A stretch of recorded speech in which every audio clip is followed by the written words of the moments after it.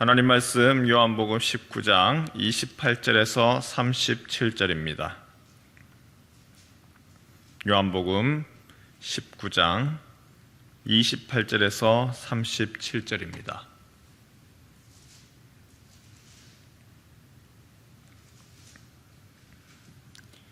그 후에 예수께서 모든 일이 이미 이루어진 줄 아시고 성경을 응하게 하려 하사 이르시되 내가 목마르다 하시니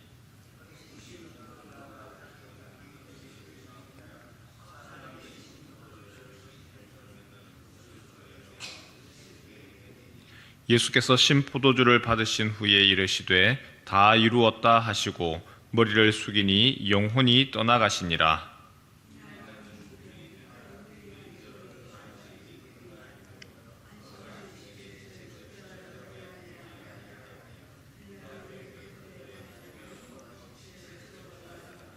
군인들이 가서 예수와 함께 못 박힌 첫째 사람과 또 그 다른 사람의 다리를 꺾고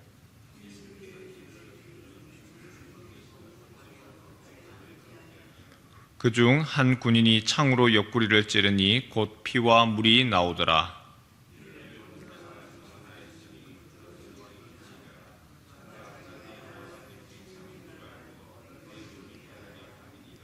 이 일이 일어난 것은 그 뼈가 하나도 꺾이지 아니하리라 한 성경을 응하게 하려 함이라.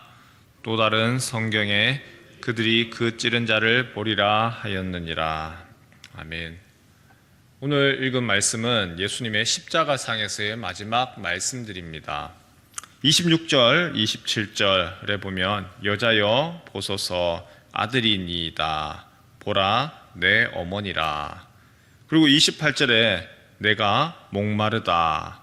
그리고 30절에 다 이루었다. 가상칠언이라고 하죠. 예수님이 십자가에서 죽으시면서 하셨던 그 말씀들이 몇 가지가 이미 소개가 되어 있죠. 예수님은 십자가에서 죽으시면서 홀로 남은 어머니를 제자 요한에게 부탁하셨습니다. 또한 예수님은 십자가에서 죽으시면서 하늘 아버지의 뜻을 다 이루셨습니다. 30절 말씀에 다 이루었다. 무엇을 다 이루었느냐? 하나님 나에게 맡기신 것을 다 이루었습니다. 완수했습니다. 주님이 나에게 기대하던 거 내가 행했습니다. 요한복음 1장 29절에 보면 이튿날 요한이 예수께서 자기에게 나아오심을 보고 이르되 보라 세상 죄를 지고 가는 하나님의 어린 양이로다. 세상 죄를 지고 가는 그 어린 양으로서의 사명, 아버지께서 나에게 맡기신 바로 그 일들을 완수했습니다. 모세가 광야에서 놋뱀을 달아 올린 것처럼 예수님이 십자가에 달려 죽으심으로 놋뱀처럼 들려지고 그 십자가를 보는 사람이 살도록 하신 하나님의 뜻을 완수했습니다 라는 뜻이죠. 예수님은 하나님이 맡기신 사역을 이루기 위하여서 이 땅에 오셨고 또 십자가에 달려 죽기까지 온전히 순종하셨습니다.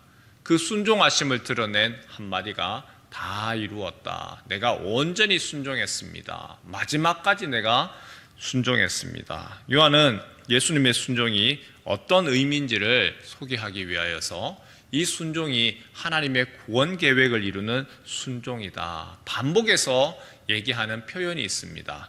24절부터 한번 볼까요? 24절에 같이 한번 읽겠습니다. 시작. 군인들이 서로 말하되 이것을 찢지 말고 누가 얻나 제비 뽑자 하니 이는 성경에 그들이 내 옷을 나누고 내 옷을 제비 뽑나이다 한 것을 응하게 하려 함이러라. 군인들은 이런 일을 하고 성경에 이른 것, 성경에 있는 바로 그 말씀을 응하게 하려 함이라. 28절도 한번 볼까요? 28절 읽겠습니다. 시작. 그 후에 예수께서 모든 일이 이미 이루어진 줄 아시고 성경을 응하게 하려 하사 이르시되 내가 목마르다 하시니 성경을 응하게 하려 하신다. 성경에 이미 기록되어 있는 것들을 온전히 행하셨습니다. 36절 말씀도 같이 읽지요. 시작. 이 일이 일어난 것은 그 뼈가 하나도 꺾이지 아니하리라 한 성경을 응하게 하려 함이라. 십자가에서 이 일들, 주님의 옷을 제비 뽑는 사건, 내가 목마르다 하신 일들, 그리고 두 강도는 다리를 꺾였지만 이미 죽으신 예수님께서는 다리를 꺾지 않고 창으로 찔러서 확인하는 사건들, 이런 모든 것이 구약 성경의 예언대로 그대로 성취되더라는 것이죠. 다르게 말하면 예수님은 죽음을 통하여서도 하나님께 끝까지 순종하셨습니다. 하나님이 십자가 구원을 위해 계획하신 모든 일들을 하나도 남기지 아니하고 다 이루셨습니다. 요한복음을 기록한 사도 요한이 얘기하고 싶은 것이 바로 이것이죠. 예수님은 성경이 말씀하신 메시아다. 하나님이 보내신 그리스도이다. 그분은 성경에 예언된 분이고 드디어 이 땅에 오셔서 십자가에서 죽으심을 통하여서 바로 그 예언을 성취하신 분이다. 그분은 세상에 있는 자기 사람들을 사랑하시되 끝까지 사랑하셨고 하나님께 순종하시되 끝까지 순종하셨습니다.